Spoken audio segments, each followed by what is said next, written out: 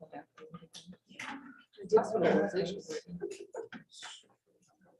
don't know. I'm going to call the meeting to order with roll call vote. House, Here. Fox, Here. Schroep, Absent. Mac, Absent. Berglund, Here. Jones, Otto, Here. Coleman. Okay, we barely have a quorum, then I guess we can go. Reading of the district mission vision statement by, who would like to read it? I'll do it. Okay, thank you. Our mission, regardless of who you are or what your story is, you can learn and be loved here. Our vision, creating compassionate, competent problem solvers. Our operating principles, information for one is information for all. No surprises, verify facts, think ahead, disagree, explain your thinking, and then commit. Are there any additions or corrections to the agenda? Yeah, one addition and one correction. Ingrid Tutu for high school special education. She is a master's step 13. And her salary would be $62,955. And then we are going to go ahead, if it's okay with you guys, and table the transfer of Daniel Bonstetter from clerical assistant to admin support.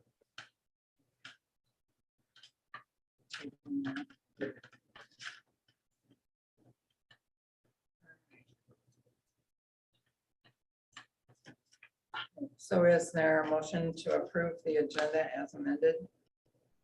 I'll make a motion to approve the amendment as amended. Agendas. A second. It's been moved and seconded to approve the agenda as presented.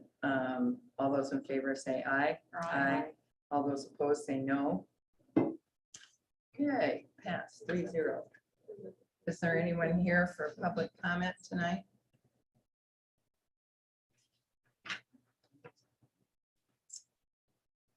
Greener Shepherd presentation. Where do you want to stand? The mic's right there, so Because it's being broadcast. broadcast. Will I be able to walk up towards the screen and point at certain things? No? Well, take the mic off the thing and carry it with you if you want. Yeah, actually, that'd be awesome.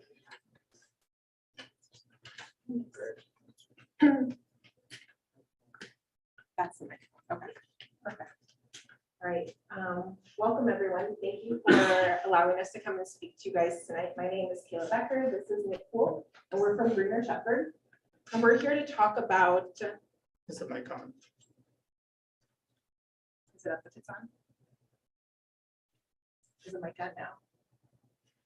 Say check 1, 2, or Check 1, 2. doesn't seem like it.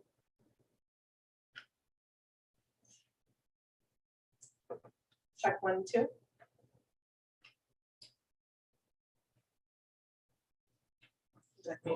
Can they hear virtually? Carl, can you hear? I can hear just fine. Thank you. Go ahead. Thank you. So my name is Kayla Becker. This is Nick Poole. We're from Greener Shepherd. We're here today to talk about the wellness pilot program that we did this last semester with select staff members in Charles City Schools. So Nick and I are both former teachers. We have 20 years of combined teaching experience. I was a language arts teacher and Nick was a math teacher. So we're going to review the wellness pilot program. We're going to talk about our suggestions from the Stand Up Care team. And then we're also going to give the proposal for next school year. So the wellness pilot program that we did, one caveat, if you guys have any questions, we just ask that you ask them at the end of the presentation. Thank you. So we did 4 workshops this past semester, one in January, February, April, and May, and each workshop was 2 hours. We also did a one-on-one coaching call with all individuals that wanted to participate, and our goal was to improve overall staff well-being with things that have been happening in general in society. And we focus on that through communication and mindset and health. So here's some of the questions that we asked the individuals prior to starting with us. You can see the questions on the left, and on the right are the breakdown of participants across the district. So we had an equal number of participants from the district and the middle school level, and then a higher number of participants from the elementary and high school. The next slide. Thank you. So the first question we asked was, why did you sign up? And you can see some of the responses that they gave us as to what they were looking for this pilot program. anywhere from wanting to do their job more effectively to feeling better and dealing with their stress and anxiety that they were experiencing. Second question we asked was, what do you want to get out of our time together? And they talked about they wanted to have the tools in order to be more effective and to live a healthier life, dealing with some of their grief, anxiety, depression, etc., and just feeling overall better about themselves. And then we asked, like, what would make this program a success for you? They talked about learning tools and strategies that could help them in their life and that they could pass on to their own kids as well, being a happier, healthier version of themselves. So here are some of the topics that we discussed during our pilot program. We talked about, what is your dream? What do you want to get out of life? How are you actively pursuing that? We gave them a health assessment, which Nick is going to talk about. We talked about diet and food swaps so that they could feel more energized throughout the day when they're interacting with their students, getting enough sleep, goal setting language, when we have that one-on-one coaching call. So what we did is we have an assessment. We did a pre-assessment and a post-assessment over the 4 doctors. It's broken out into 4 doctors because all disease is going to typically stem from one of these 4 doctors. Dr. Happiness, do they have core values? Are they happy? Do they have are they joyful? Do they feel good about what they're doing? Dr. Diets, anything that's going into their body. Food quality, quantity. Are they feeling satiated after eating? Dr. Quiet is the doctor that's centered around rest and recovery. So it matters. If we're not charged for the next day, we're not going to be the best teachers. We're coming on an empty tank. And then Dr. Movement. Are we getting adequate movement in the day? How is the breathing? How is the flow of the day going?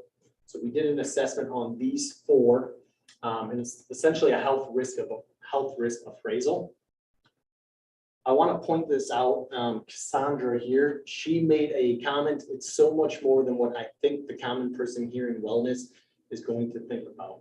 So we're not here to try replacing doctors or insurance. What we're here to do is provide preventative healthcare to help individuals out before it gets to an unfortunate place. So this is what one of the assessments look like. This is a pre-assessment right here. What I really want to point out, guys, is red, yellow, and green light. That's why it's like a stoplight. Red means we need to stop. There's some things going on within their life that's out of balance, that's causing a lot of stress. Yellow is cautionary. Are the scores going up or are the scores going down? If we have yellow, we want the scores going down. And then green means they're doing awesome. They're living a balanced life, at least in that category. And then the other thing I want to point out to you guys is right here, the 4 doctor total. That is the culmination of all the stress that's going on within their lives. So if you think about this from a teacher's perspective, if we have mental, emotional, physical stress going on, we got kids at home, they're going to come to class and they're going to be bringing some of that to class with them. And I would assume that if you guys have students here or children here that are in class, we want teachers to be happy, fulfilled, energetic. So this is a pre-assessment that we did on one of the individuals. If you want to go to the next slide. This is the post-assessment after 3 workshops that we did. And you can see the total was at 305. Now it's down to 135. So we're cutting a lot of their stress, over half. So that person is going to be showing up much better for the students. I elaborated on a few of the type of questions that are on the 4 doctors assessment. If you guys want to briefly look through that, those are some questions that are being asked. Let's scroll down. Some more over Dr. Diet, Dr. Movement. Go down. And then I got 2 other assessments that we did. These were not like the top 3 individuals, but here's another pre-assessment. Once again, you guys can just see, quick look, there's a lot of red going on. Their overall stress, they're burnt out, they're exhausted, they're running on empty. After a few workshops that we've done, we've cut that in half. So making some significant progress. The next one, once again, you guys can just take a look and you guys can see visually with the red and the yellow. And then every single one of those categories has gone down. So Kayla's going to jump up here and talk about the importance and tie it in. So you may be asking, why is this important for kids and the academics if their teachers are healthier individuals? And if you think overall in general, if you're a parent or if you work with kids, you know that if you're in a stress state and if you feel overwhelmed, or if you're running on a little sleep, or if you don't feel good, your ability to interact with the kids on a better level is lowered. So our goal is to reduce the stress of teachers, because if teachers are stressed, they're typically overwhelmed, exhausted, distracted, or unmotivated, or some combination of those, which then is going to impact the students to some extent. And our goal is to help all teachers be great individuals and to improve their potential. So what does the research say? So this is from the RAND Corporation. And the RAND Corporation works with the teachers and pulls data based off of policies and what's happening in the school districts. And the last sentence talks about when it comes to student performance on reading and math tests, teachers are estimated to have 2 to 3 times the effect of any other school factor, including the services, facilities, and even leadership. You need to have a quality teacher who feels good in the classroom in order for the teachers to then pass that knowledge along to the students. The next one is a study from Pennsylvania State University. And this talks about the consequences of stress specifically on teachers. And on the right-hand column, it says that will lower student achievement and cause higher educational costs. And then the next slide talks about how there's a cost savings associated with improving the health of teachers. If you spend money on wellness programs, it has a $3.60 cost savings for a district or for a school. So here's the resources that you can find later. I think go on to the next one. So I'm going to pass out the handouts that Nick's going to be referencing next. So this is the pre and post data that we did. On the left-hand side, this is the pre-assessment. On the right-hand side, this is the post-assessment. Just on the most basic level, looking at the color scheme, lots of red, lots of yellow on the left-hand side, lots of stressed out, lots of things going on with those individuals that are not leading to true health. And then on the right-hand side, you can see a heck of a lot more green. So we're lowering the overall scores of those teachers, of the district personnel that participated in it. On the left-hand side, right down here, this is just like the percent improvement. We want to see the scores low. It's like golf, not low scores. We don't want high scores here. So the overall aspect of this is every single person that signed up and participated with this seen their results go down. Not one person had results go up. And the overall aspect is like we're reducing the stress by or improving it by over 50% or right at that 50% mark within those educators. So you have that first graph gives you the data from the pilot program that we did. Previously, we talked about some of the research that talks about the importance of wellness programs. And then we also interviewed Charles City Span of Care team, that group of teachers that work with staff members to get their feedback on what teachers necessarily needed in the next year. So these are the 3 questions that we posted them that you can glance through. And if you have a handout, if you flip to the next page, the second and third page are the responses. Go next slide. So here's the first question asked, what do you see are the top struggles that staff are experiencing this year? Check all that apply. So here's a visual representation of what the Span of Care team said. So the 2 that are over 70% is the top one, overall stress. So 76.5% of respondents said that stress was a top struggle of staff this year. The second one that had the highest score was difficult students of 82%. The other 2 that are noteworthy, that are in the 60% category, are not having enough time and having too much on their plate. So according to the Span of Care team, these are some of the current struggles that staff are experiencing, one of them being stress in students. And then you can just glance through the other aspects on the handout to see columns 2 and 3, the results from the survey, what they thought was impacting staff well-being, and anything else that they would like to share.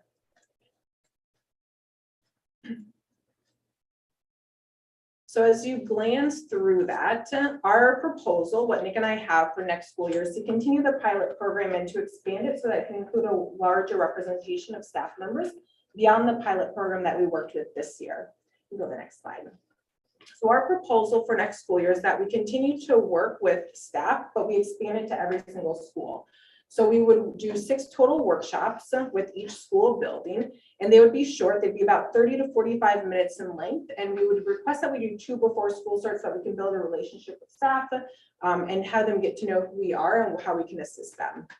And then in addition to that, we would do office hours. So 2 with Nick and 2 with myself each month. that we could do some of the problem solving with teachers. Each of those would be during their planning periods of non-instructional time, for them to get that assistance, that support, rather than going to the teacher's lounge or going to the parking lot after school or feeling stressed for the remainder of the day, giving them an opportunity to learn different tools and strategies and practice them so that they can improve their overall well-being and then practice those same tools with the students. So with that being said, we open it now for any questions or any feedback that individuals have.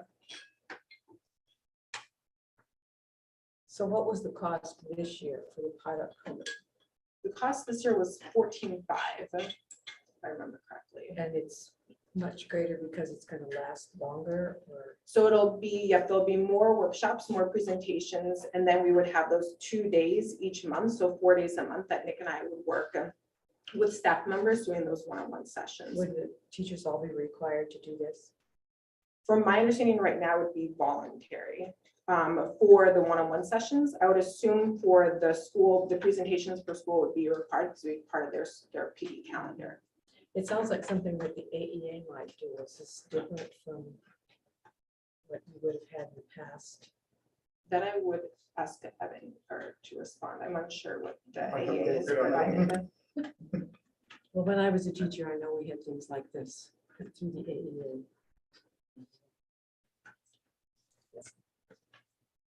When I was in a previous school district, the AEA didn't provide that to us, and I'm not saying that that's not an option that they It have. was a while ago.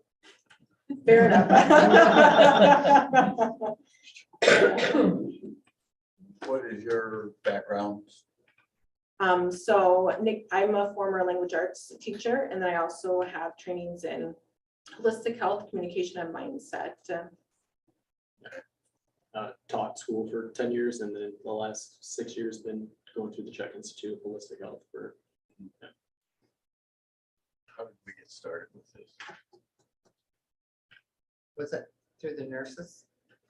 So it was, yeah, a conversation with the nurses and also some school personnel of a need regarding stress with teachers. It started last year or something.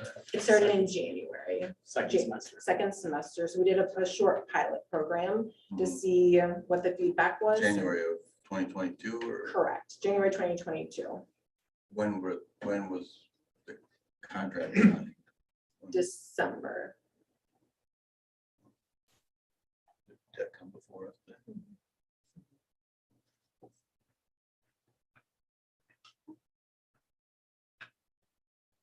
Who presented it? No one. Well, I know, Mike maybe. It's COVID money. part of the COVID loans. So we're supposed to offer support stress.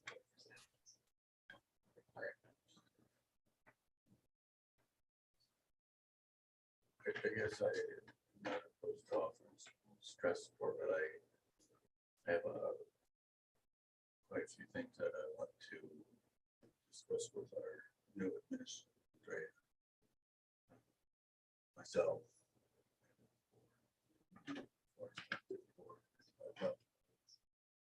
Right. Is there a time that you need us to commit to this deal for you guys?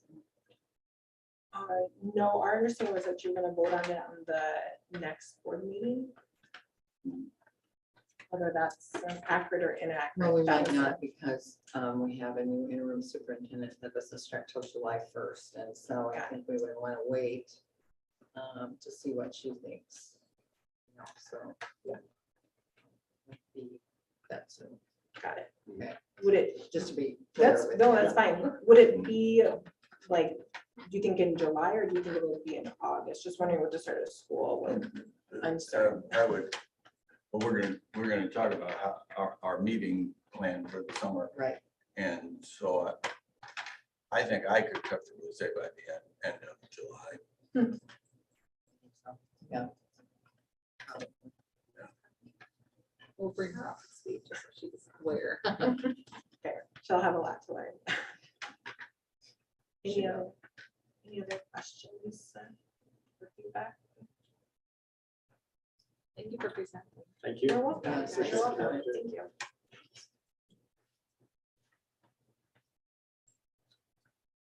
Okay. All right, envision update, Brad. All right, thanks for having me.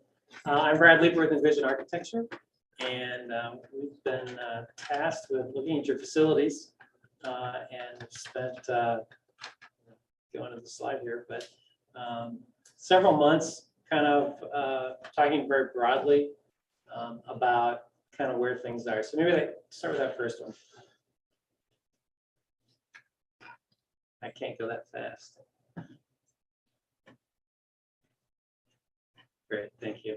So here's our schedule, and we really have been talking to groups for a long time, and we'll really be culminating really tomorrow night as our kind of large community meeting that's planned. That will get a little bit longer version of this presentation, which we have an open forum for community to come in and give us some feedback on kind of where things are as we move forward and how you all make a decision. And so that's a critical component. And so what we've been doing in meeting with, we have an educational leadership group team. We have a community task force. We've been meeting with students, administrators over the last year. And so go to the next slide. Like I said, tomorrow night we'll be kind of putting this out broadly to the community, although we've gotten some community feedback while we're going through. Educational lead, or the task force is made up of maybe 12 to 15 people. It's a mix. There's some staff in there. There's just general community members. And we've been getting feedback from leadership team as we go along as well. And so their task is to bring you a recommendation. And so our last piece of this is to get community feedback tomorrow night. Finally, we have 3 options on the table, which I'm going to show you tonight, and get some feedback from the community about, what's right here. We do this all over the state and in other states as well. And what we know is that it's different everywhere. And this is a community building. It's a building that your community is paying for and they're going to use, and they should be involved in this discussion with us as we move forward. So we have 3 options, and really the committee has looked at all 3 of them as potentially legitimate based on where our priorities are. The first one is just to fix what we have. And so there are no additions. And this option really addresses the kind of really critical immediate needs. These are things that you have to do. And it's been neglected in the building for a long time. And I know that Jerry's not here, but he's been putting some Band-Aids on things for a long time. And we've been putting off decisions about what we need to do to the building for a long time in the hopes that we have this kind of broader vision. And so we have kind of 3 levels of options tonight. The first one is really just to fix what you have, which is certainly an option. Yeah, I have 2 questions as we go through one. Who has done an evaluation that and how many different bids have we had for what needs to be done if what we're going to do is just fix what we have? I'm going to get to that if you wait just a second. All right. So this basically addresses the immediate needs of what we have. Option B is kind of to reimagine what we have. And so you can see we are taking off kind of, this is that circle that is music right now. And really that is not working very well. We heard that loud and clear. Looking at the space, it doesn't work well for its intended purpose. And so we think, and the committee has said, that's a very high priority for us. And so what we're doing is taking that piece off of the building and really rebuilding it kind of back here as a connector between these middle school and the high school. One of the things that this building is so stretched out, all of the options, one of the primary focuses was to have better connectivity between the additions. And right now, if you're in the middle school and you want to come to the career and technical space, you come here through the high school and come back over, or you go outside. One or the other, which we know creates some security issues. So relocation of music. We kind of clean up the front of the building and create a new commons and kitchen. We renovate all of the lighter color that you see here is all renovation. And then there's a future piece here, which is intended to be auditorium and some future, maybe wrestling and some storage space, if we want to do that. There's some options within this option. So in plan view, this is a little bit more detailed view of this. Here's the 3 circles. Middle school is down here. Gymnasium, competition gym is here. And so the idea, again, this is the reimagine option, is to kind of put a new front on this, and we have kind of new kitchen commons up in front, which creates kind of a new front door and a new image for the building as people come in. This is meant to be a community-centered kind of area. It expands kind of some of the office space to get that kind of secure entrance that we need in a modern school, and consolidating some of those spaces. It starts to reimagine the circles. Right now, there's kind of an inner corridor that circles around there. What we heard is it's really hard to supervise kids, and you really just can't see anything. There's no connectivity between things. And so what we're proposing is that inner wall is really non-structural. And so we're proposing to take that inner wall out, open this up. And one of the other real goals was to create a space outside of the classrooms. So today you have a lot of classroom space, and then not a lot of spaces that are connected.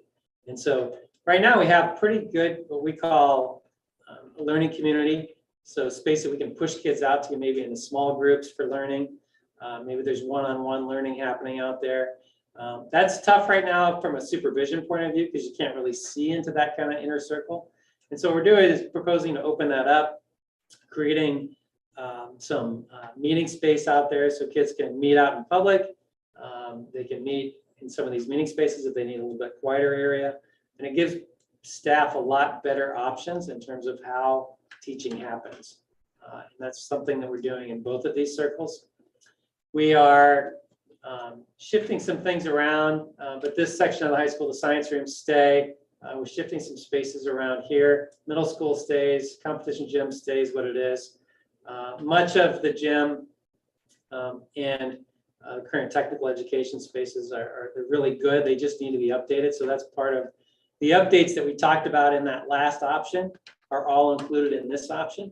And so we'll be taking care of those kind of maintenance needs that we have.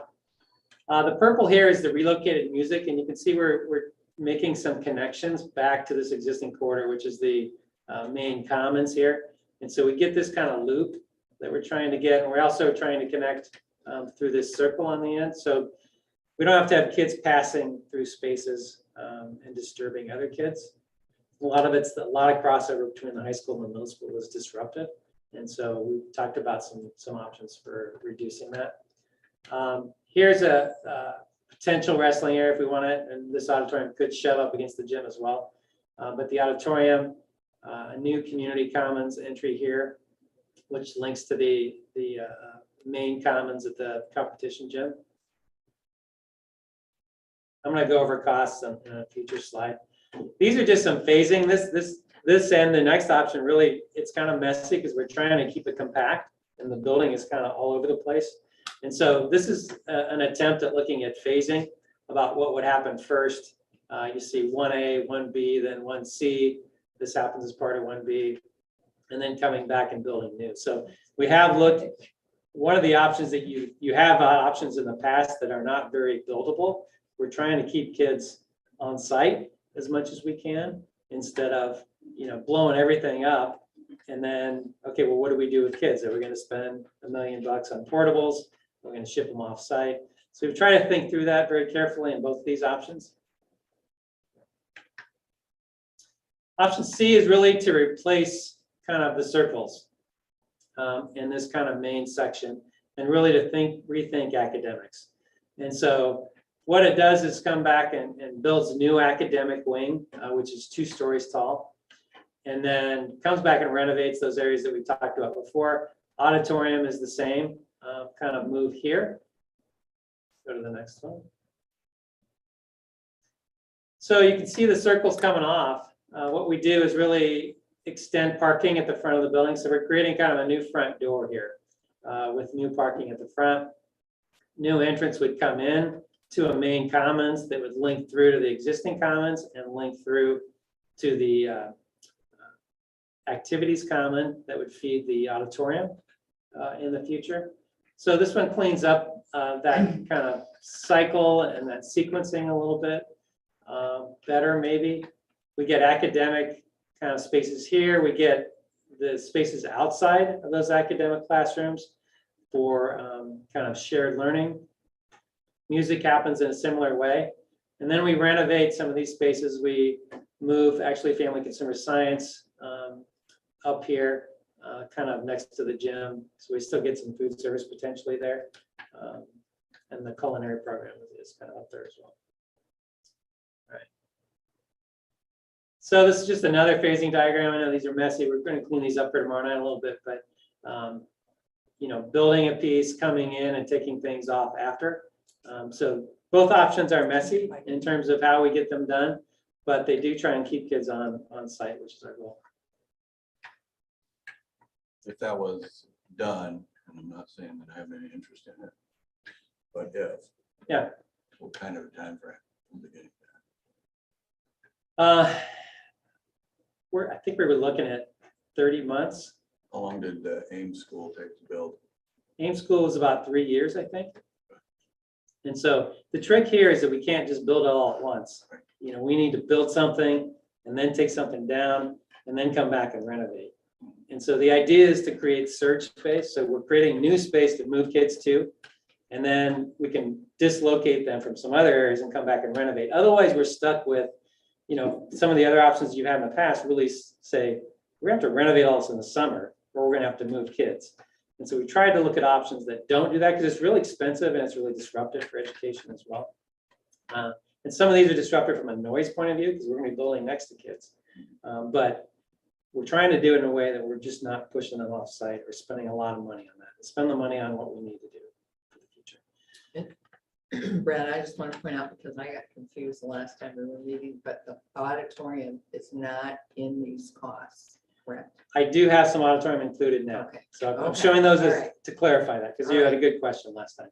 Thank you. So we're working with Estes Construction on the cost estimating, and they were your construction management team last project. And so we're working with them on the cost.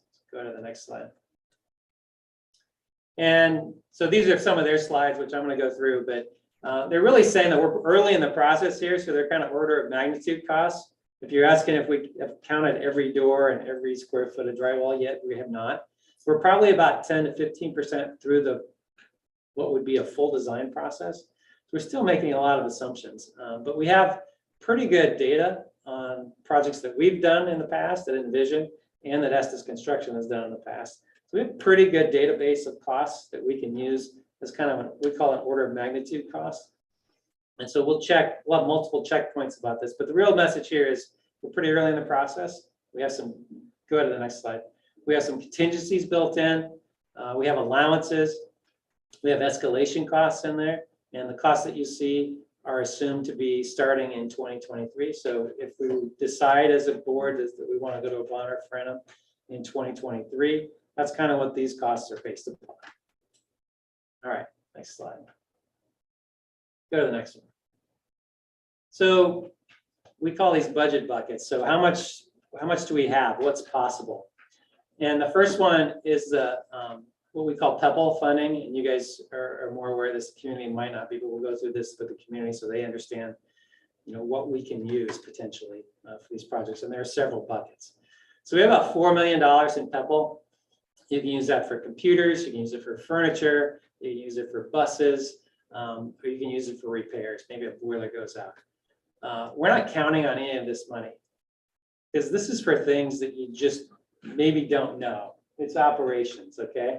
So Evan, if I told Evan I want to spend this, he would hopefully stand up on the table and kick and scream a little bit, because this is based on things that we just don't know. Roof starts leaking, boilers go out, bus goes down, all of that. So this is a bucket of money that we have, but we're not using. That's operational. The second bucket that's possible, the second two, are general obligation bonds, and that requires a 60% voter approval plus one in the community. There are two options for that.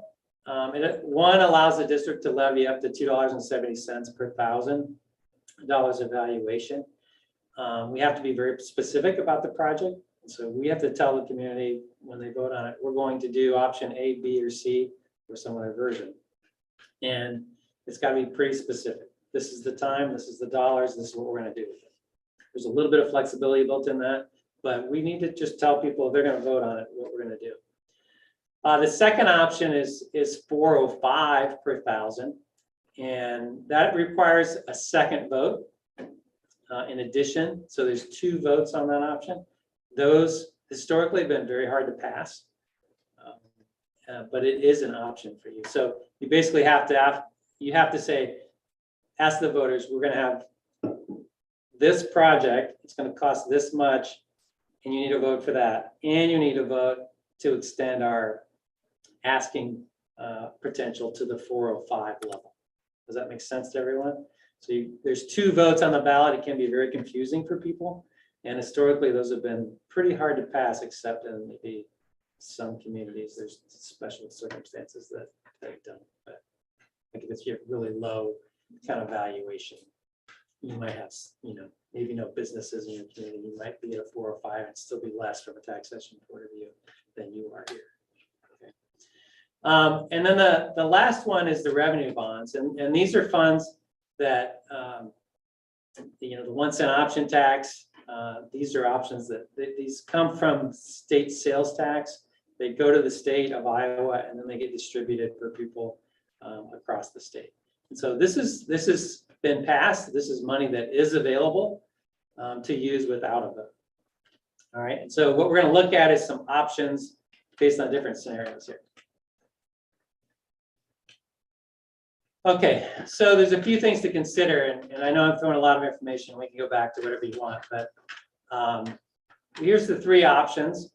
Right now, we have a debt service limit of approximately $42 million based on the 2023 year.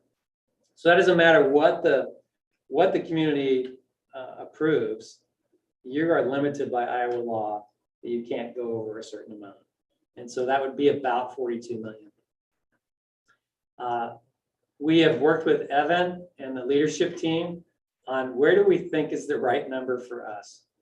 And where's that comfort zone to not stress us out in the future and be able to adapt to some things. And that number we think is around 33 million in terms, and that puts us kind of in that $2.70 GEO bond. In addition to the SAVE funds. So here's the SAVE funds. Here's the GEO bond at 270. Here's the GEO bond at 405, which you can see really gets us, even if we were to approve it, you ultimately are limited by your debt service limit. So we really couldn't take advantage of all of the 405 anyway. We could take advantage of some of it. So fix what we have. Right now, Estes Construction is estimating that we're in the range of 13.5 to 17.5 million of just kind of immediate needs. That's replacing systems. Right now we really have Band-Aids on some of those systems. There are roof sections in there that need to be replaced. There are finishes, but it's not really kind of reorganizing the building in any way. It's just kind of fixing what we have where we have it.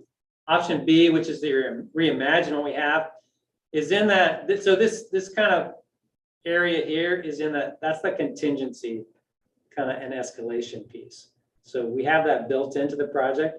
It's somewhere in that range. So the upper limit would be a little safer, and the lower limit, is here's what we think it's going to be, and we're going to have to make strategic choices to get there.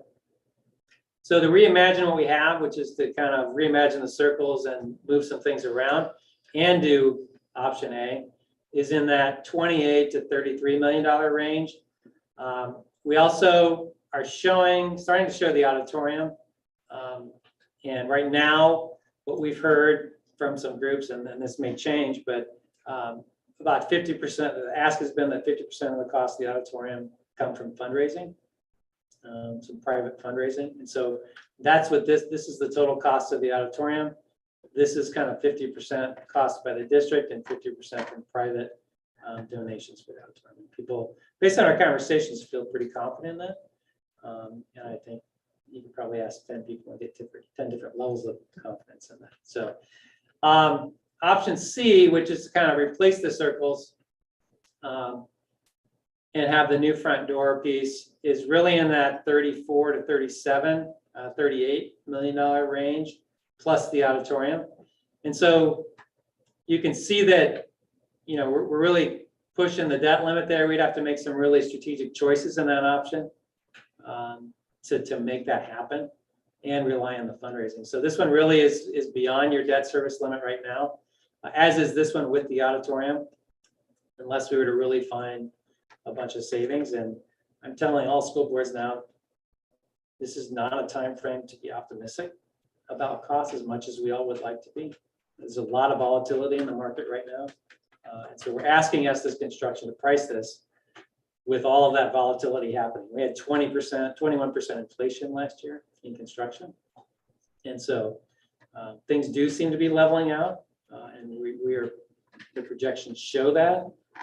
But optimism is, I guess I wouldn't, if I was managing public funds right now, and I feel like I am, my advice to you is to not be too optimistic about it, because we just don't know. And once we get a vote from the community, we're going to be stuck. You tell them you're going to spend $32 million, you can't spend 33. Okay. So, We know that. yeah. Okay, so that's kind of where I'm at. We have, I think, some options that people are generally, the committee and the task force feel are pretty good options. Just getting in the numbers on some of these kind of revised things. So this one certainly, I think everyone feels that option C, not everyone. There's some discussion about which is the best option. I think generally though, people think both options are pretty good. We're gonna find out from the community tomorrow night, which of these three the community is gonna weigh in on, good, bad, and different. And then the task force is gonna come back together and they're gonna make a recommendation to you based on all the feedback that they've gotten. The group has really worked hard over the last several months, but they really felt it was important to go out to the community and get feedback so they could bring it back to you with an informed decision. The last thing we want to do is take something in the community that's they're not going to support. I'm curious why the auditorium is always the thing that's going to get cut. Well, it's not necessarily.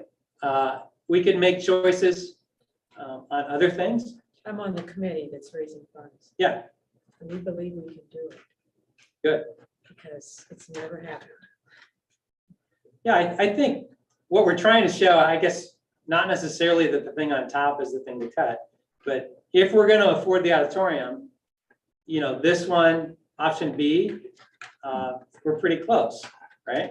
We're right on that line with our, So if it's, our kind of if debt it's limit. privately, partly privately funded, does it still apply the 42 million ceiling, even if it isn't tax dollars?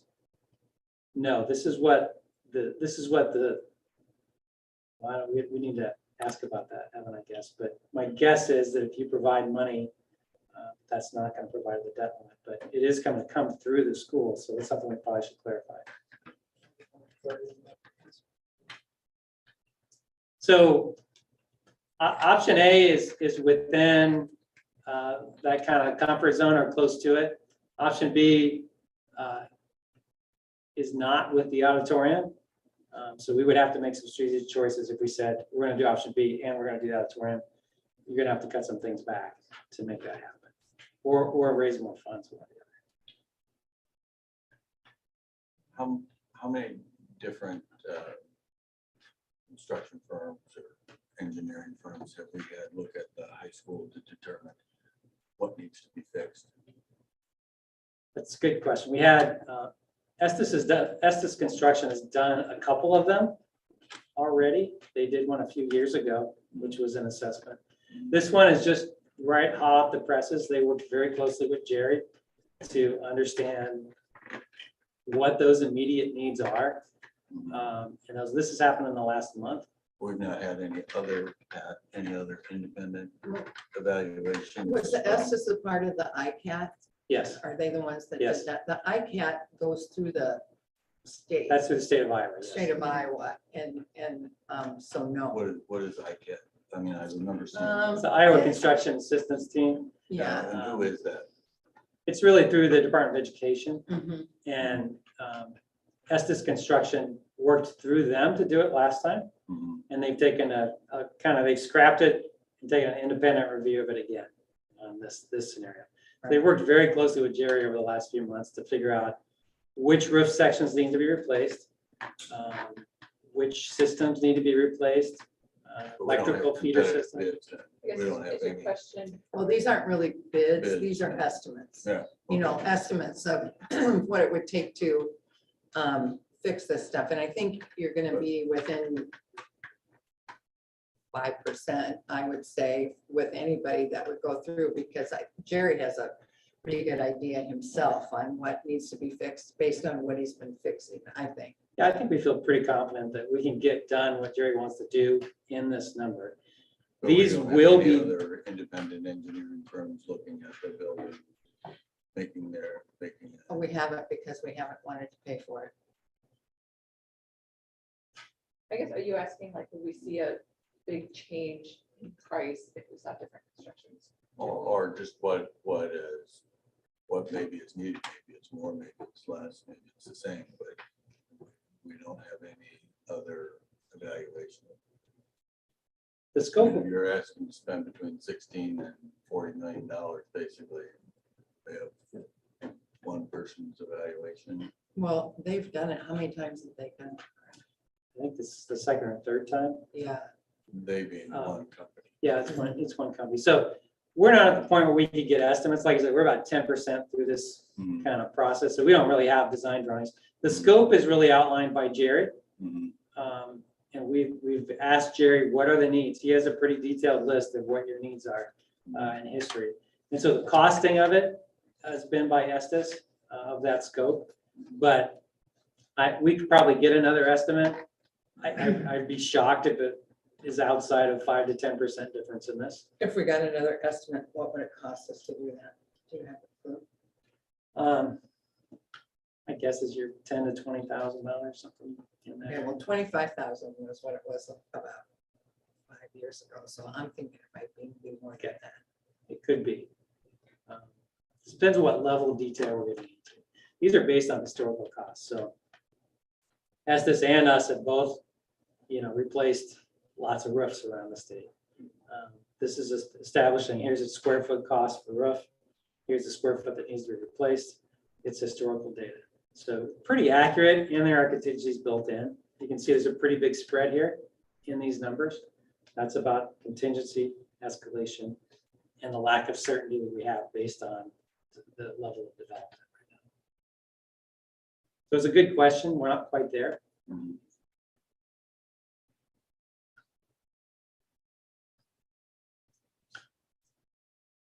Anything that I went through that you'd like to go back to?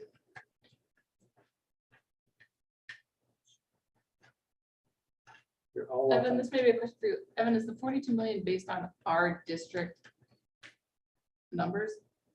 It's property valuation, interest rates, there's a whole formula that goes into that. So, population. So like a district like an Ankeny, their number would not be 42 million. That'd be Way way higher. It's really set by the state. Gotcha. Is that done on a yearly basis? It's when they assess. It's when the county assesses. Yearly. And has historically that number been, what this thing, or has that changed? Fluctuates with interest rates. I mean, 4 months ago, our debt ceiling was over 45. Now interest rates have gone back up, so now we're dropping. As interest rates Fluctuates continue. that often? Yeah.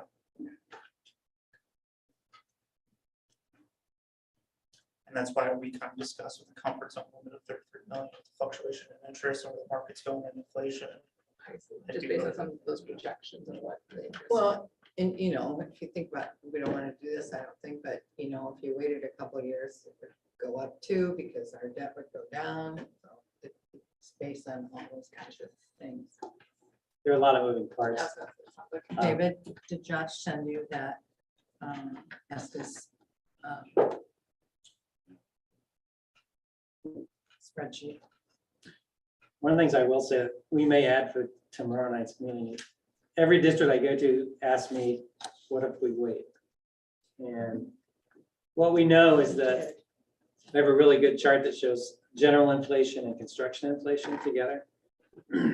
But we know as the construction inflation is increasing at a much faster rate than one, you can borrow money at, and two, as a general inflation. So when we wait, we lose ground. And over the last 100 years, that construction inflation may flatten out, but very, very, very rarely does it go down. If I had that crystal ball, I wouldn't be talking to you tonight, I'd be on a beach somewhere. But if we look based on history, construction inflation is going to outpace general inflation. And interest rates are, while they've gone up and everyone talks about them going up, historically are pretty low still, if we look at where they've been in the past. So there's a lot of moving parts for you all to consider here. And we try to put the information out in front of everyone. We'll hear what the community has tomorrow. I encourage all of you to come. If anyone's listening, If you wanted us to be there. come to the meeting tomorrow night. I have a question. Tomorrow's presentation, is that just gonna be this one, or is that gonna be also incorporating the first presentation that you gave to the board? They will incorporate the first presentation as well. So there's a lot of data. I don't know if you were all here for the first one that we did a few months ago, but it's laid out the case for evaluation of your building and kind of the why behind what we're doing here. Right. We've gone through a lot of data to back up. Do you have enough space? Do you have too much space?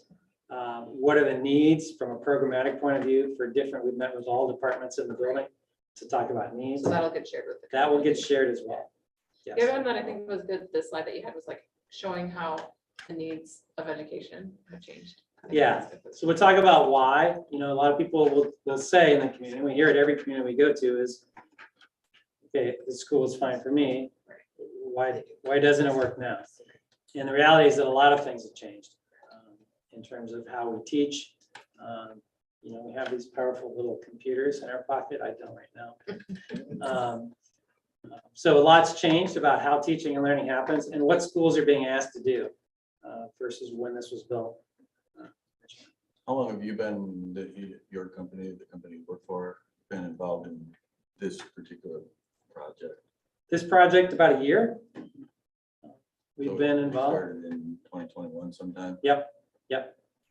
I actually started a little sooner than that and all the COVID stuff it's a little slower process than we might have had because of some of the complications associated with COVID and then there was the teachers were all tired by the time we got to them after a COVID year. So it's a little bit drug out a little bit compared to what we might normally do, but it's been a really good process. We've gotten good feedback. This is a different architect than the middle school. Who was the middle school? Another Who's firm middle not to be schooler? named. Whose name we will not mention. Oh, yeah, BLP. All How right. many just because I'm interested, how many different architectural firms or design firms did we talk to? They interviewed 3 or 4. You know who they were? We kind of narrowed it down. When we restarted the process this last year and a half ago-ish, we kind of decided, just off some feedback, that we'd like to explore some different architects. Because when we first started, it was kind of, hey, they built the middle school, let's just continue. So we decided we'd like to entertain, maybe talking to some different. I don't know what the initial list was, but I think we kind of reached out to anybody who was interested. They kind of did some pre-interviews. Then we came in, narrowed it down to 3, had a group of, just kind of a random group of some teachers, some administrators, I believe. There were some community people involved. I think Josh was on it too. Yeah, so we had a board member on it, and they came through and basically presented to us what package they could give us, how they could help, and then from there we made a decision. Then once we were on, we did the same thing for the construction management team. So they were Who multiple was teams. involved in that decision? Same group of people? Construction management team, yeah, it was actually pretty much the same group of people. So Yeah. Were there, how many different firms were looked at? we interviewed 3, I know. I think it was 3 or 4, if I remember. And do you have any idea who they were? Can you Canco, find out for me? I can look. Canco was one of them. Who? Carly Nelson Companies, do a lot of schools. Boyd Jones, is another contractor that does a lot of schools, and then Estes. Those are the three that I remember. Dean Snyder, Story Construction. Do they do schools? I think we did. There was discussion of the short list. The short list was generated with discussion with that group. So there was kind of a, like the architects, there was kind of a pre-screening, as I understand. And then there were three formal interviews. Okay, thank you. See you Tomorrow in the night. cafeteria. All right, we'll see you a few nights in a 6 row. p.m. Thank you, everyone. 6 o'clock. Yeah, 6. All right, rag ride update.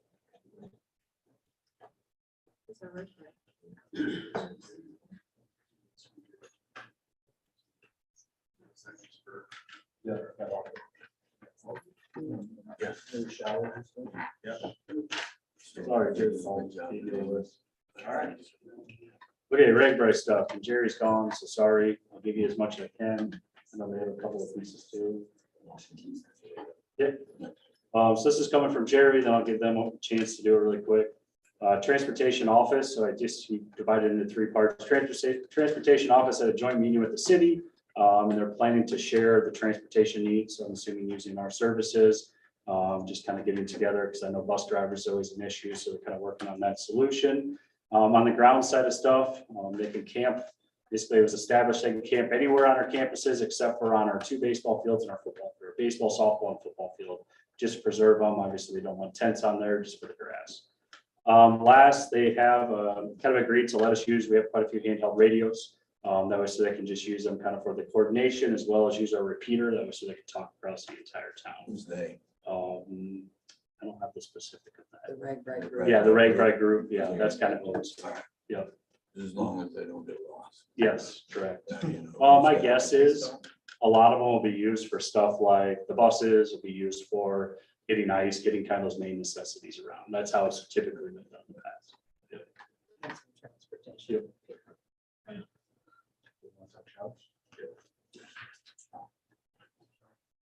So the Tom Harskamp, Executive Director of Student Engagement and Leadership, the Athletics and Activities Department is running our showers out of the high school for a fundraiser for mainly our athletics, but we have some activities folks involved with that too. So challenge is we don't have access to students that week because it is our dead week.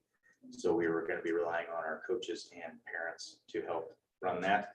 And we may be using our concession stand, not the location, but our concession stand license to do some food on campus as well. So in addition to the stuff that Brian had said with camping, any place on our green space, they're going to be also our parking lots are going to be available for RV parking and things like that for large groups. I've been working closely with Ryan Benz. He's kind of the citywide coordinator of all this. He actually we volunteered our gym space for a group of disabled riders, which is pretty cool. So there'll be I think 40 to 60 riders that'll be using our using Comet Gym with those spaces. He also recommended that we utilize the middle school common spaces, the 4 carpeted common spaces as air-conditioned camping areas at a cost. So that's a fundraiser that the middle school is going to be engaging in, probably $20 a person to do that. So we got some good plans. Plus, there's actually a shower in each one of those spaces as well that we could kind of do what Tom said. So does that get marketed ahead of time or just like the day of? Do you know? Well, that's a good question. So I asked that question to Ryan, and he is in connection with a lot of big groups, and he's doing a lot of the advertising. So, and he'll be pushing out our advertising for our free green space and the parking lots and things like that. And then when people say, "Hey, is there a cheap place where we could stay?" We're like, "Yeah." So, and then as we get closer, we'll start to advertise additionally. How do you keep people out of places they're not supposed to be? That's a really good question. Other than conscience. Yeah, the last time Ragbri came through, they utilized Washington Elementary as a space. And they had pretty good success. It seems to be some pretty decent people that come through. So I'll be on campus and kind of roaming around, and we'll have some other volunteers that'll just be in charge of a space and, manpower and faith. Are we gonna like when they come into the building, are we gonna ask for like their information? That's a really good question too. I guess I hadn't really thought. Their information. Name, Like if rank, they're- and serial number. Like who's in the building? Like who If would somebody be needed- checking in for like a check-in just to get the Sure. information, so if there's someone on the. I mean, you can lock classroom doors. Yeah, oh yeah. We can lock down all of those spaces that are gonna be off limits and kind of just corridor our spaces off and Show your ID. we can block off the high school spaces and things like that. Well, if we get their information and Yeah, later ask them Just for figure it out, yeah. donations. for take their the IDs and we have cameras all over the auditorium or whole space. too, so. Good. All right, any other questions? Good questions. Thanks everyone. Yeah, we've got just a little bit of Washington. Okay. So I need to stand up here. So Washington we've got a group coming through, it's called Pork Belly Ventures. They're coming through, they're gonna sleep, or they're gonna camp on our site. And then they're also going to sleep, air conditioning, we're gonna raise money for fundraiser, to sleep in certain sections of the building. I think we've got some remodel going, so we're only gonna do like the gym and the cafeteria and then a certain section of hallways. They did say that they would have a checklist of the names and then we would check it off for them. They are curious if we could find a group or a vendor to do like an evening meal and then even a breakfast. So I'm trying to drum up some teachers to see if maybe that's something they want to take on, but I'm tired right now, so it's not a great time to ask. But we will approve the fundraiser for the sleeping in the building. That'll have to be board approved, so that'll probably come through the June, in the June board. Yeah, we're looking at next meeting of approving. the details of our plan. So How does all this fundraising money get handled? As far as like, Who collects it? Where's it go? yeah, so it all go through the school, through the different accounts. So when I work with each one of these individuals, we'll find out what the fundraiser is for. Is it PTO? Is it activities? Is it the middle school? Is it whatever? It's split out of the different revenue streams based off that. yeah, if our teachers are doing, it's probably their PTO or. Money guy. Right. We really have Are a you pretty David? extensive fundraiser money on the policy. Yeah. All right. Okay, thank you, everybody. You have more? No. this is Jerry, cement. Jerry's You're gonna do back. the I'm cement back. bids. Jerry's back. Jerry's back. Okay. Did you guys receive the bids? You guys all received them, correct? Yeah. Okay, so I won't read through them. Jerry just wanted me to pass on the low bidder in this one. I don't think I could say the name of it. Can I say the name of it? Yeah. Yeah, Jet Construction. So that is the one that's currently doing the work right now. So he just wanted to pass on that he recommends that, yes, they're currently doing it. They know the facility. That would be his recommendation in this case. Which one is this for? What project is this one For for? concrete. Yeah, concrete. It's basically the rest of the concrete out around the bus barn area, out in that operations area. This is not the North Grand thing. No, No, no, it's just. I'll make a motion to approve JED Construction for $62,785.35 to complete the, it should say concrete work at the operations complex. Is there a second? I will second. It's been moved and seconded to approve JED Construction for $62,785.35 to complete the concrete work in the operations complex. Any further discussion?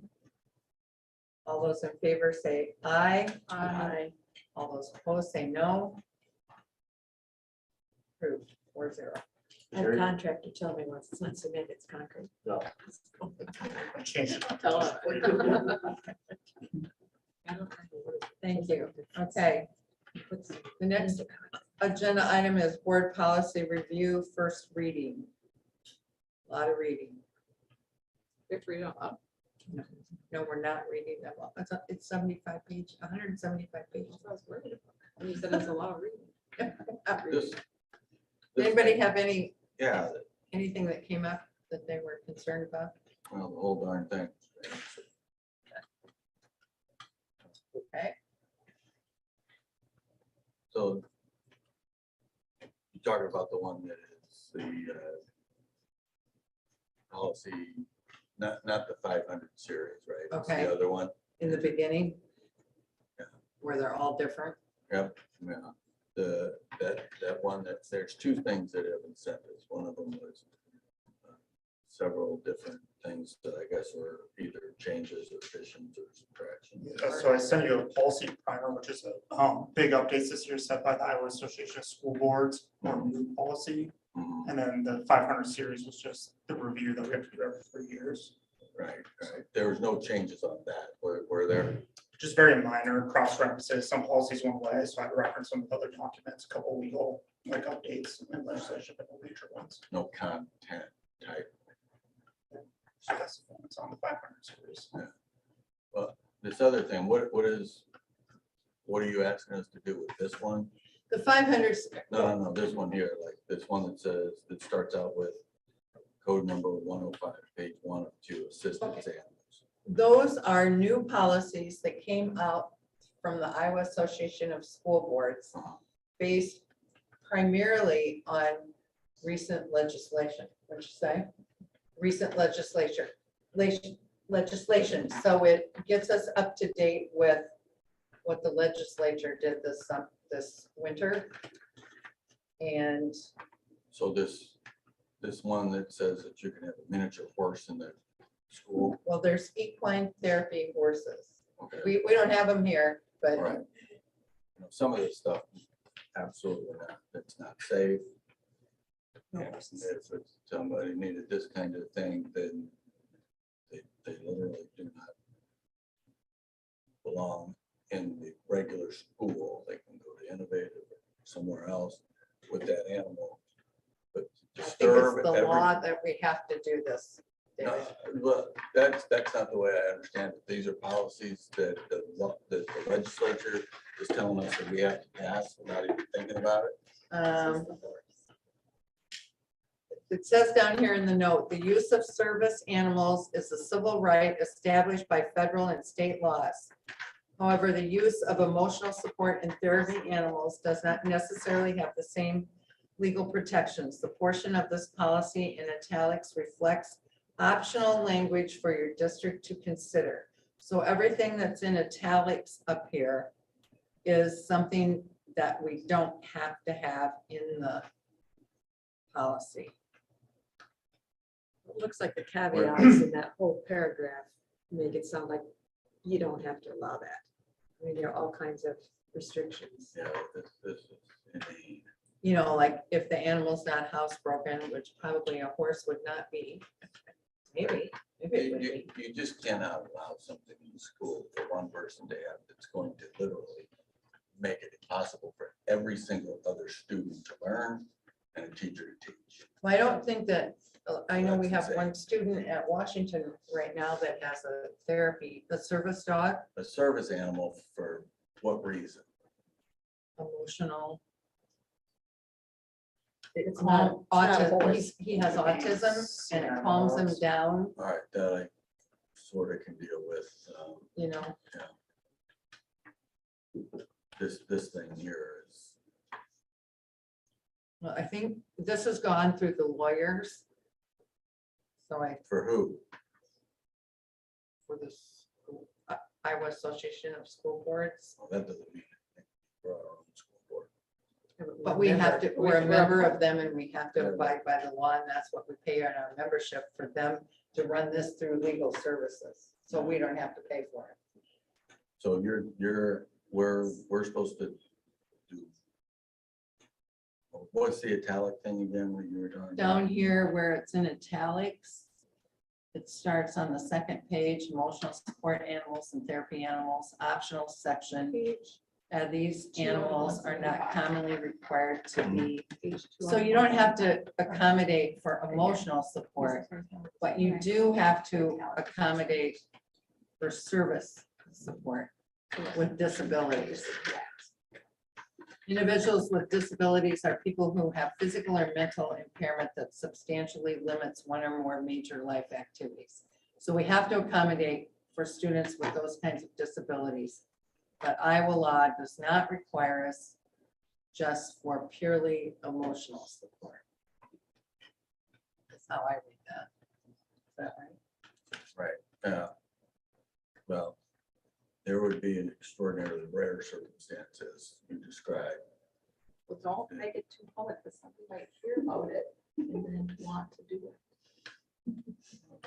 Dr. Sherrill, so I had a situation a year or two ago where I had a student of mine approach me with that therapy side of it. And if you can go, anybody can really take any animal and make it into a therapy, right? And you hear about on the news all the time with airplanes, right? If you see, I saw a picture one time of somebody peacock, right? Just like bizarre, they can do whatever, that's a federal law. I looked into it further, and I think it's that piece in there that the only way, there's like some exceptions out there in the law, and schools are one of them, where the only time you can bring something in is if it's a certified service animal. Right. And we were just talking, and I know your point, I totally understand. I'm not aware, and this is just a me being aware, not official research. I'm not aware of anybody that is certifying horses as a companion, whatever you want to call it, service animal. And most of the time, for the person that we're getting at the middle school that's coming in that has a service animal, it's written into the IEP. So it's now required by But it us. still has to be certified as Correct. a It's got a service certi- animal. it's like a really rigorous, like multi-year, gotta pass the test. I think there's even maintenance to it Yes. to make sure. they And the maintain. handlers need to be certified as well. Correct. So now we're in the process of certifying paraprofessionals in order to handle the service animal. So then we're within compliance of the IEP. Mhm. But we don't have to have something that is unsafe There, for other yeah, students No. or in order That we for can them to make that pass, they have to discretion. prove it's safe. Yeah. Mhm. Anything else? Yeah, I don't want the one that says horses. That's just- Okay. no. Yeah, we have to leave the horses in, but just know that if they're not There's a housebroken. strong disclaimer, reasonable, and they have to be certified. Yeah, Well, they have to have certified, it has to be prescribed by a licensed A licensed physician equine who specialist. who is a specialist in that area, of whatever their medical problem or psychiatric problem. so what I'm hearing is that we want to take the italicized part out. Because, I thought the italicized part's the important part. no, that's the part that doesn't have to It's be. the optional part. So when That's we do the first optional. reading, I put everything that the attorneys recommend on a piece of paper and bring it to you guys. That's why in June, we'll come back and do a second reading. That's gonna be our final implemented policy for potentially 3 years, unless we want to bring it up for review. Well, Those are legitimate questions. Hmm? Legitimate questions. They're asking if it's part of the IEP. Yeah. Okay, anything else? That was, take the miniature horses one out. okay, we've clarified that, but anything else for today's reading? Or anything else from anyone else? Please, do you have anything? I don't No, think- I do know that. I'll wait till the second reading. Okay. Okay. can I have a motion? Well, I don't even think that we should use service animals in training. I don't think we need that. Oh, okay. For the atomic burn, so they have to be completely certified. They can't be trained.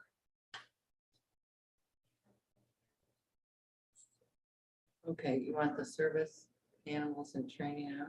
I don't want Okay, that we one. need to, we can't have any. We can't have any student animals. We need to have. You gotta have their degree. Yeah. Certified, right.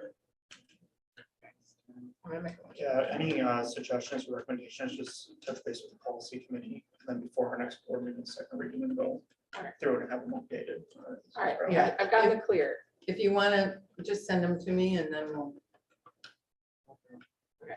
I make a motion to approve the first reading of policies as presented. Been moved and seconded to approve the policies as presented. All those, or is there any more discussion? All those in favor say aye. Aye. Those opposed say no. No, Passes 3-1. Okay, state of Iowa. June and July board meetings. I worked for Okay, this. we're gonna talk about the June and July board meetings. Since Anne is not going to be coming, starting until July 1st. We were discussing if maybe we wanted to have one meeting during June and 2 meetings during July. Usually we have 2 meetings in June and 1 in July, but if we could do it that way, since Dr. Lundquist will be with us in July. I agree with that. Okay, sounds good. Okay, so then in July it would be on the regular 2nd and 4th Fourth, yeah. Monday. Which June one do you want to do? Well, we talked about the 20th because it's kind of right in the middle, so we can get the beginning and ending Because we bills. won't have another meeting until then. Right, Yes, that'll give our right people enough to figure out their Right. stuff.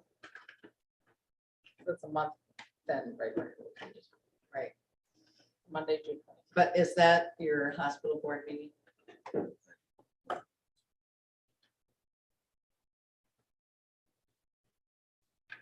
Because then it'd be the July. Do you have a conflict? Dave? Well, the 20th is, but I thought ours were on.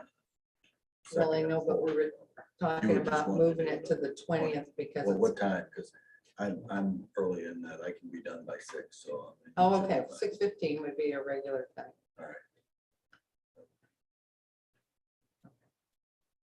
We can do 6:20 at 6:20. We could, but we're not. If we can, if we want. Okay, We won't talk horses. 6:15 on June 20th then, and then the 2nd and 4th Tuesdays. Does everybody want to look at those days to make sure those are okay? You just let me know. Yeah, it's the And then I 11th don't and the conflict with 25th. I might be gone on the 25th. Oh, no. Yeah, I might be with that. All right, sounds good. Okay, so I got that. I'll make a motion to approve the meeting dates as discussed. Second. Oh, it's been moved and seconded to approve the meeting dates as discussed. Any other discussion? Seeing none, all those in favor say aye. Aye. Opposed, say no. 4-0. Have this issue, the next one. Mr. Wolf or Mr. Jones, I don't know which one.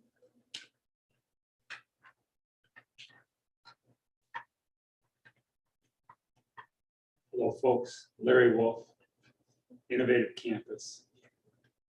I'd like to take this opportunity to thank the school board members on behalf of the staff and the students in the community for all you do. Little School Board Recognition Month, a certificate suitable for framing. And I appreciate all the effort and all the work you do.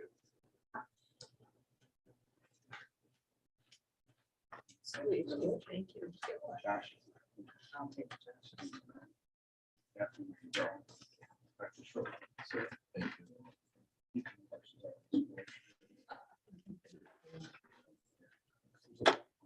Gonna go more. There's one for each here. Individuals. Work. I'll give these back to Brian. Okay. Thank you. I would also like to take the opportunity to thank you for the last 10 years. I appreciate everything you've done for me. Have a good day. Thank you. So you can stay for another 10 years if you'd like. Just if you'd like, not a requirement. Diane, decisions that I don't have to make comments on. Erase whatever I did. Okay, the consent agenda. There were 2 corrections on the consent agenda, correct? Correct. So is there a motion to approve the consent agenda as amended? What were the changes? Ingrid Tutu, you go ahead, as high school, is being hired as high school special ed with an MA step 13, $62,955 salary. And the other thing that was tabled is Danielle Bonstetter from part-time administrative support clerical assistant to part-time administrative support specialist. That was tabled.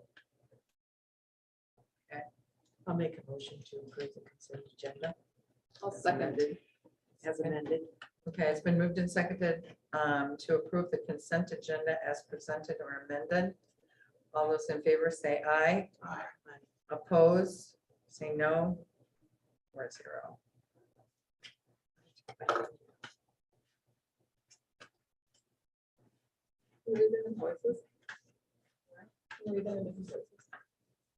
That's your job. Pretend to be somebody else. We have 2 thank you notes that we've received. Here's one. I'm just not gonna read it. Our entire school family appreciates all you do for us, our students and families. Your extra effort and attention during the search for a new superintendent is so appreciated by all of us. Thank you, Charles City Community School District. I think this comes from the littles. Well, I think it's the Therapy school horse. board. It might be us, we're jellyfish. We're jellyfish. And here's another one I received just last week. Charles City School Board, thank you for the opportunity for the parliamentary procedure team to practice their presentation. Our chapter really appreciates you for the great feedback. Sincerely, Olivia Litter and the officer team. We're nice. They did a good job. Yep. Okay. Adjournment at, what time is it? 7:36. Do you want any other comments? Oh, do you want to comment? Yeah, I have a comment. I really appreciated the meal and the tour that was provided by your team, Larry, and I was so impressed with the students. I think we're really doing the right thing. The teachers didn't say a word, the kids did everything. They did, and you know what? They came up. They didn't wait for you to come to them. They had something to say. They came up to tell us about it and to, They have a lot to say, Jenny, sometimes. well, and to tell us how much they appreciate the opportunity of having that innovative campus. I think that was a theme that It was was by genuine. every child. Very impressive. That was genuine. It was very genuine. Very genuine. Yeah. And the food was good too. I had nothing to do with it. I was at graduation. I'll share with you. Make that announcement. There, the Kerry Lane graduation is Saturday at 1. And we are invited to come at Where? the Congregational Church. Oh, it's at the church. And I'd like to congratulate our, is it 92 graduates yesterday? Big day for them. That was went off without a hitch. Thank you, Ms. team, for putting that together. Okay, we've already adjourned as we chit chat here, so. I would say Thank I don't you. know how much.